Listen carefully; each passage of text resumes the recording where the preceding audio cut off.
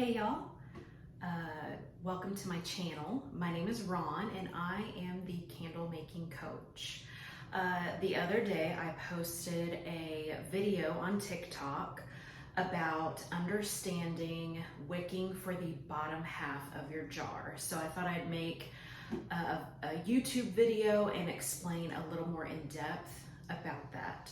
So what I mean by that is what I have always taught in my 17 years of candle making is you want to wick for the lower half of your jar. So what I tell people, and this is my opinion in my experience, if this doesn't work for you, if you don't agree, that's completely okay. Do whatever works for you. I am by no means saying that this is a hard and fast rule that you have to follow. So anyways, what I teach is especially to save materials because it's expensive. Candle making is expensive. So what I teach is you want to choose a jar, choose your wax. Today, this is 444, but usually I use Freedom Soy Wax. It's the easiest wax I have found out of all the waxes that I've used to be the easiest, and I almost always get smooth tops.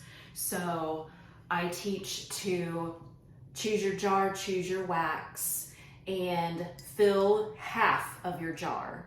So what I did was I went to Freedom Soy Wax's website, which is soybeads.com. and I use their Wickinator. So for my jar, I believe it's around 3 1/4 or something like that. I chose that size, whatever wax I'm using, and they also have 464 on that site. So I chose Freedom Soy, the diameter of my jar, and that gave me about the size that I should start with. It gave a CD, an eco, and then if you wanted to double wick, it also suggested wick sizes for double wicking. I like to single wick. It makes the candle last longer, and it's easier for me. So in this case, I chose a CD 18. So I fill 3 candles halfway, I wick down, I use a suggested wick, and then I wick up, and I test all 3 to see which wick works best for that specific scent. So right here I have let me switch because I can't remember. I don't have my notes. This is a CD 18. I was testing Scent Memory fragrance. This is Times Fraser Fir. It's amazing.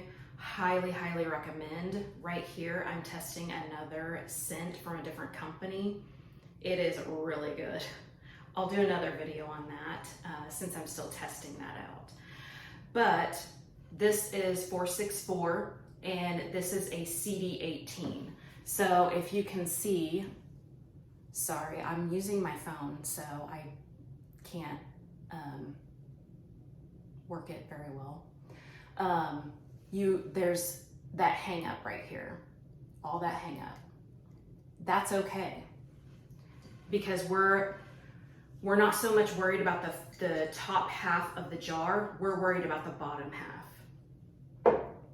This jar is all the way down to the bottom. This is not mine. I support other companies, so this is not my candle.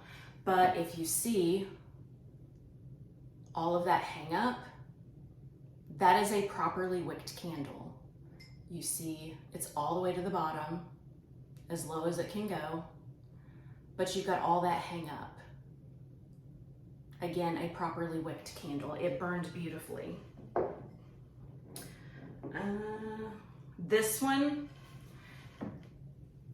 is one of my testers. See how clean that is? But there's soot. Soot happens. It's not that big of a deal if it doesn't go above 170 degrees. In this case, it did. So this is a failed candle. Even though it looks clean, it was too hot. It burned too hot. It went above 170 degrees when I got down to the bottom. So I just need to wick down one or use a CDN wick, which burns cooler. So here's an example of another one. See how clean that jar is? But it has a lot of sooting. Again, I need to wick down one or use a CDN. My personal preference is CD wicks. They were originally made for Johnson & Johnson for paraffin candles, I believe. It's been a long time. But they've just been the best for me for soy candles. This one is properly wicked, even though it's still clean. It's got a little bit of black soot. I also posted a video about this. I lit this and put it in my office and completely forgot about it. So it burned almost an entire 24 hours.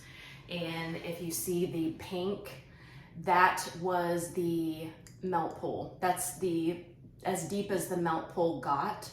So that's why it's so clean, because it had the opportunity to melt all of the wax in that 24 hours. I do not recommend that.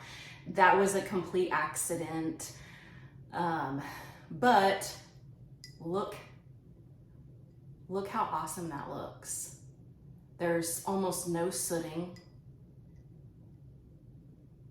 And it smelled amazing. This is Cherry Limeade from Midwest Fragrance. And the only reason I knew it was still going is because when I woke up, I could smell it.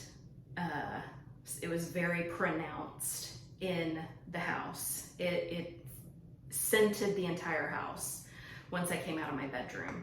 So here's another example of a properly wicked candle.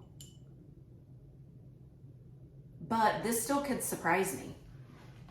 It still could once I get to the bottom, because like I said, you want to wick for the lower half of your jar.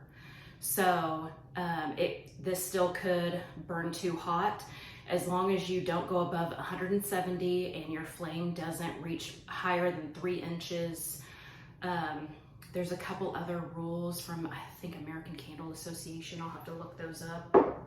I'm a little rusty because I haven't taught in a little bit. The last person I taught, it's been a couple years. She's really the only person that I stay contacted with or connected with over the years, over the 17 years of teaching. I didn't plan on doing anything like this, so I didn't keep notes. It was something I loved to do, so I just taught and enjoyed what I did and moved on. So, anyways, so what you want to do is, making a YouTube video is a lot harder than you would think. So this is very difficult for me. So be patient as I learn everything. So anyways, it's a lot different than doing 3-minute TikTok videos. Anyways, I recommend only filling to half of the jar. Wick down one, use a suggested wick up one, test those, see what works best for you. And as always, check the temperature of your candle as it's burning. And some people have mentioned, well, aren't you only supposed to do to burn test 4 hours at a time? Ideally, yes, you're only supposed to light a candle for about 4 hours at a time. However, not everyone does that. Customers, like myself, accidentally leave candles going for almost 24 hours. Before I made candles, I would do power burns. because it's just not something I would light it and forget about it. It's just not something a lot of people time and then blow out after 4 hours. So you have to basically abuse your candles as a customer would use them. So once you get your ideal candle, the wick that is working best for you hasn't gone above 170 degrees. I know I keep saying that, but that's got to hit home. That is crucial, a crucial part of test burning. Then what you'll do is you'll make a full candle and then test that as well. I would test a couple, at least 3 to 4, and test burn all of them. Make sure they pass the tests. And once you've gotten that down, then you're pretty much good to go. So if that makes sense, great. If not, I can elaborate more. But that has been a huge question that I have gotten over the years, and wicking is the most difficult part of candle making, in my opinion. So if I've forgotten anything, let me know in the comments. Like I said, this is not as easy as I thought it would be, but it's fun nonetheless. So I will continue making videos. I'm going to make some tutorials of candle making with Freedom Soy. I love that wax. Super easy to use. And then I will also be giving my rating and review on this candle as well as other candles from oils of different companies. So stay tuned, subscribe, and thanks for watching.